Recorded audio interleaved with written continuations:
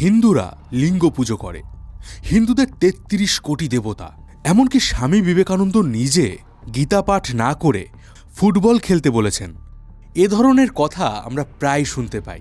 যারা হিন্দু ধর্মকে জানে না তারা তো এসব কথা বলেই, কিন্তু দুঃখের বিষয় যারা হিন্দু ধর্মে বিশ্বাস করে তাদের মনের মধ্যেও এই বিষয়গুলো নিয়ে কনফিউশন রয়েছে।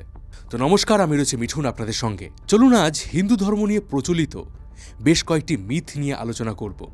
আর এই যে ৩টি উক্তি আমি করলাম, লিঙ্গ পুজো, ৩৩ কোটি দেবতা এবং গীতা পাঠ অপেক্ষা ফুটবল খেলা ভালো, এই সমস্ত কথাগুলোর মূল ব্যাখ্যা কি তা নিয়েই আজকের এই ভিডিও।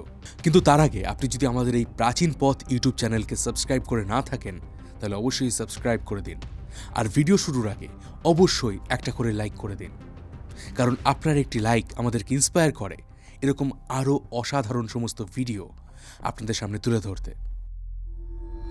বর্তমানে সবথেকে অধিক চর্চিত এবং সবথেকে বড় মিথ বা মিসআন্ডারস্ট্যান্ডিংগুলোর মধ্যে অন্যতম হল স্বামী বিবেকানন্দের একটি বাণী, গীতা পাঠ অপেক্ষা ফুটবল খেলা অনেক ভালো।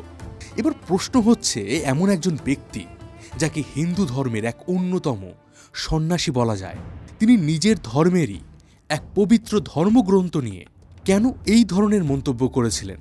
তাহলে কি স্বামী বিবেকানন্দ নিজের ধর্মকে অসম্মান করতেন, নাকি তার এই উক্তির পেছনে অন্য কোনো অর্থ আছে? চলুন এবার সেই দিকেই আলোকপাত করা যাক।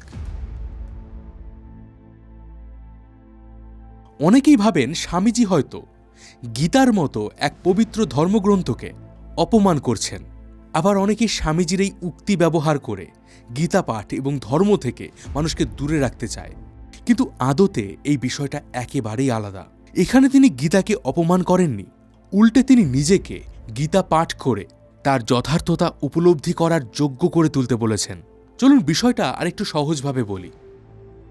গত ১৯বিংশ শতকের শেষে, মৃত্যুর মাত্র কয়েক বছর আগে স্বামীজি মাদ্রাজ গিয়েছিলেন।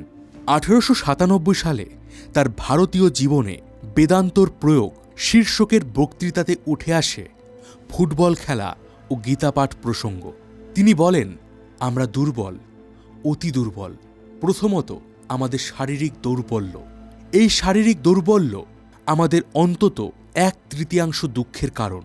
পরে সে কথা বিশদে ব্যাখ্যা করতে গিয়ে স্বামীজি বলেন, আমাদের যুবকগণকে প্রথমত সবল হইতে হইবে, ধর্ম পরে আসিবে। হে আমার যুবক বন্ধুগণ, তোমরা সবল হও। তোমাদের নিকট ইহাই আমার বক্তব্য। গীতা পাঠ অপেক্ষা ফুটবল খেলিলে তোমরা স্বর্গের আরও নিকটবর্তী হইবে। আমাকে অতি সাহসপূর্বক এই কথাগুলি বলিতে হইতেছে, কিন্তু না বলিলেই নয়। আমি তোমাদিগকে ভালোবাসি। তোমাদের বলি, তোমাদের শরীর একটু শক্ত হইলে তোমরা গীতা আরও ভালো বুঝিবে। তোমাদের রক্ত একটু তাজা হইলে তোমরা শ্রীকৃষ্ণের মহতী প্রতিভা ও মহান বীর্য ভালো করিয়া বুঝিতে পারিবে। স্বামীজি এই উক্তি যখন করেছিলেন তখন আমাদের এই ভারতবর্ষ পরাধীনতার শৃঙ্খলে আবদ্ধ ছিল। ভারতবাসীর মনে তখন হীনমন্যতা, দুর্বলতা ও অন্ধকার কুসংস্কার জঞ্জালের মতো জমা হয়েছে। মানুষ তখন ধর্ম মেনে চলত ঠিকই, কিন্তু সেই ধর্ম বাধা পড়ে থাকত শুধুমাত্র বইয়ের পাতার কিছু মন্ত্রের মধ্যে। এমন সময় স্বামীজি দেশের কাছে প্রশ্ন করেন, যে মানুষ শারীরিকভাবে দুর্বল, যে মানুষ মানসিকভাবে বিপর্যস্ত, যে মানুষ অন্যায় দেখেও তার প্রতিবাদ করার সাহস করে না, সেই মানুষ গীতার কি বুঝবে? আর এখান থেকেই আসে ফুটবল খেলার প্রসঙ্গ। ফুটবল এখানে শুধুমাত্র একটি খেলা নয়।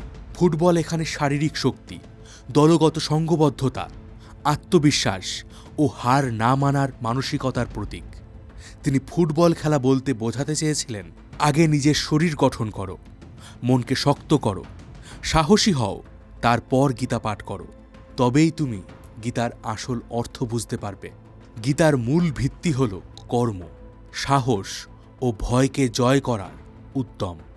গীতা যুদ্ধক্ষেত্র থেকে পালাতে নয়, বরং যুদ্ধক্ষেত্রে দাঁড়িয়ে দাঁতে দাঁত চেপে লড়তে শেখায়।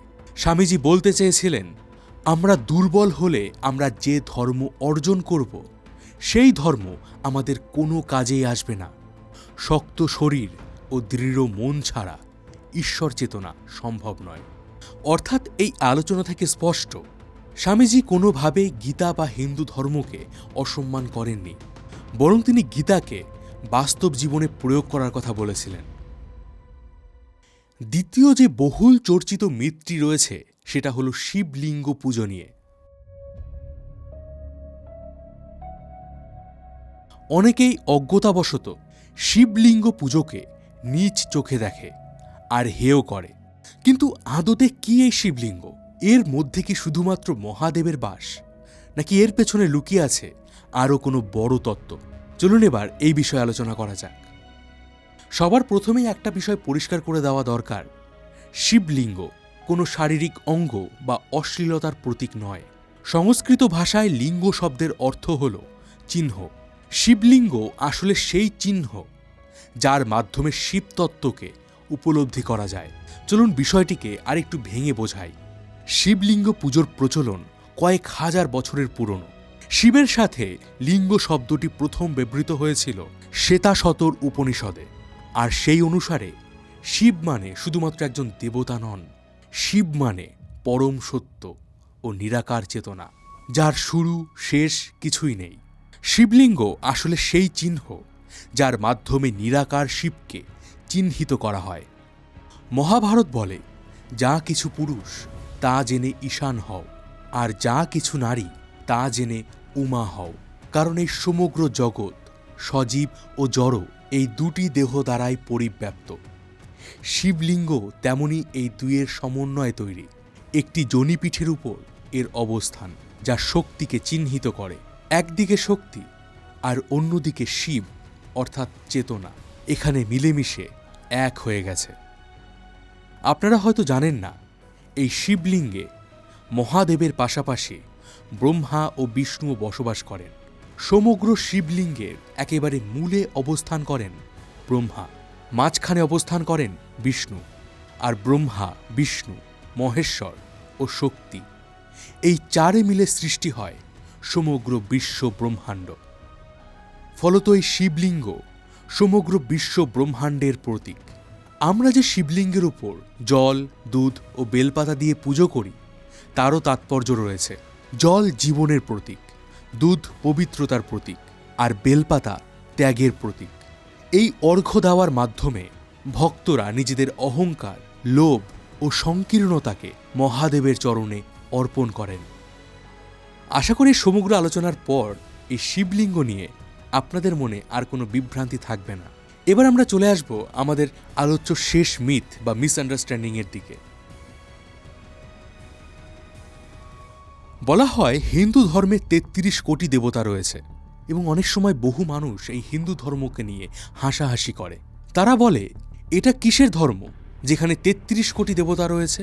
এমনকি অনেক হিন্দুরাও এই ৩৩ কোটি দেবতার সত্যতা জানেন না। চলুন এবার এই মিথের উপর থেকেও পর্দা উন্মোচন করা যাক।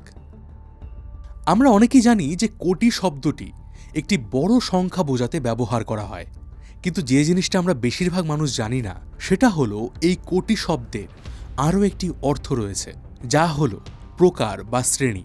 হিন্দু ধর্মের ৩৩ কোটি দেবতার কোটি শব্দের অর্থ হল প্রকার, অর্থাৎ ৩৩ প্রকারের দেবতা। শাস্ত্রে বলা হয়েছে ত্রয়স্ত্রিংশৎ দেবা, অর্থাৎ ৩৩ জন দেবতা। এবারে ৩৩ জন দেবতা কারা সেটা আমাদের জানা উচিত। শাস্ত্রে উল্লেখিত এই ৩৩ প্রকার দেবতাকে ভগবত পুরাণ অনুসারে কয়েকটি ভাগে ভাগ করা হয়। ১২ জন আদিত্য। কাশ্যপ ঋষির দ্বিতীয় স্ত্রী অদিতির ১২ সন্তানের নাম হল অংশুমান, আর্যমান, ইন্দ্র, ত্বষ্টা, ধাতু, পর্জন্য, পূষা, ভগ, মিত্র, বরুণ, বিবস্বান ও বিষ্ণু।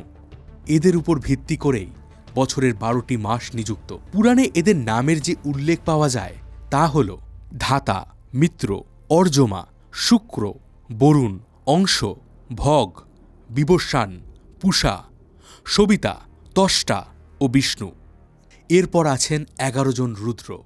এই রুদ্র শরীরেই অব্যয়। শরীর থেকে এক এক করে এই অব্যয় বেরিয়ে যাওয়ার সময় রোদন করিয়ে থাকে, অর্থাৎ মানুষের মৃত্যুর পর তার সমস্ত শরীর থেকে ১১ রুদ্র বেরিয়ে যান। এই ১১টি রুদ্র শরীর থেকে বেরিয়ে গেলে সেই ব্যক্তির আত্মীয়রা কাঁদতে শুরু করেন, তাই এদের রুদ্র বলা হয়। এখানে রুদ্র কথার অর্থ যে কাদায়। এই রুদ্র শরীর থেকে ত্যাগ করার পর ব্যক্তিকে মৃত ধরে নেওয়া হয়। শরীর থেকে নির্গত হওয়া সেই রুদ্রদের নাম হল প্রাণ, অপান, ব্যান, সমান, উদান, নাগ, কুর্ম, কিরকল, দেবদত্ত ও ধনঞ্জয়। প্রথম 5 রুদ্র প্রাণ ও দ্বিতীয় 5 রুদ্র উপপ্রাণ, আর অবশেষ 11 রুদ্র হল জীবাত্মা। এছাড়া আছেন 8 জন বসু।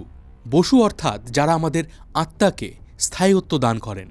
এই 8 জন বসু হলেন ধরা, জল, অগ্নি, বায়ু, আকাশ, চন্দ্র, সূর্য ও নক্ষত্র। এই 8টি বসু প্রজার ধারণ ও পালন করে থাকেন। আর সর্বশেষে 2 জন হলেন ইন্দ্র অর্থাৎ বিদ্যুৎ বা শক্তি এবং যজ্ঞ অর্থাৎ প্রজাপতি, অর্থাৎ যাদের মাধ্যমে আমাদের বায়ু, দৃষ্টি, জল ও শিল্প শাস্ত্র উন্নত হয়, ঔষধি সৃষ্টি হয়। আর এই সব মিলিয়ে মোট 33 প্রকার দেবতা। এখানে দেবতা বলতে কেবল কিন্তু মূর্তি বা আলাদা আলাদা ঈশ্বর নন। এখানে দেবতারা হলেন এক একজন চেতনা ও প্রাকৃতিক শক্তির প্রতীক।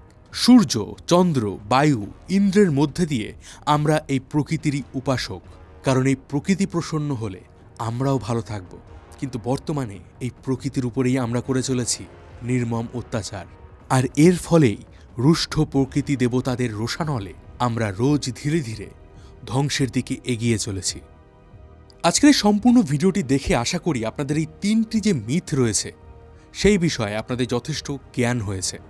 তবে এখনও কিন্তু বহু মানুষ রয়েছেন যারা এই জিনিসগুলোকে সত্যি মনে করেন বা হিন্দু ধর্মকে কটূক্তি করার জন্য তারা এগুলোকে ব্যবহার করেন। আপনাদের কাছে অনুরোধ রইল এই ভিডিওটি তাদের কাছে শেয়ার করে দিন। হিন্দু ধর্মের এরকম যদি আরও কোনো মিথ নিয়ে আপনারা আলোচনা চান তাহলে সেটাও আমাকে কমেন্ট বক্সে জানান। আপনি যদি আমার সাথে সরাসরি যোগাযোগ করতে চান, ডেসক্রিপশন বক্সে আমার ফোন নাম্বার দেওয়া রয়েছে। আপনি আমাকে কল করতে পারেন বা হোয়াটসঅ্যাপে কন্ট্যাক্ট করতে পারেন। আজকের ভিডিওটি ভালো লাগলে অবশ্যই একটি করে লাইক করে দিন, কমেন্ট করে জানান কেমন লাগলো। দেখা হবে পরের ভিডিওতে।